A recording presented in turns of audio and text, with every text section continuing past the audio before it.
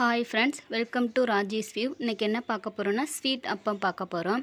அதுக்கு தேவையானது கம்பு மாவு, தேங்காய், ஏலக்காய், மண்டவெல்லாம் காய்ச்சினது.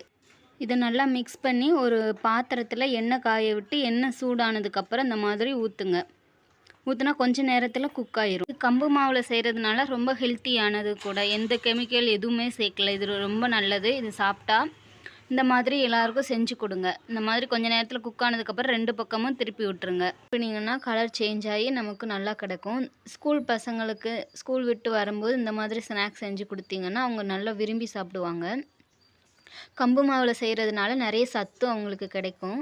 இதில் வேறு ஜீனிலாம் ஆட் பண்ணலை, மண்டபழம் தான் ஆட் பண்ணியிருக்கு. உங்களுக்கு தேவைன்னா நாட்டு சக்கரை கூட நீங்கள் யூஸ் பண்ணிக்கலாம். இப்படி செஞ்சு கொடுத்தீங்கன்னா ஹெல்த்தியாகவும் இருக்கும் உங்களுக்கு. இப்படி 2 பக்கமும் திருப்பி போட்டுக்கோங்க. கொஞ்ச நேரத்தில் இந்த மாதிரி ரெடி ஆயிரும். இந்த எவ்வளோ அழகாக வந்திருக்கு, நல்லா புஷ்ஷுன்னு வந்திருக்கு.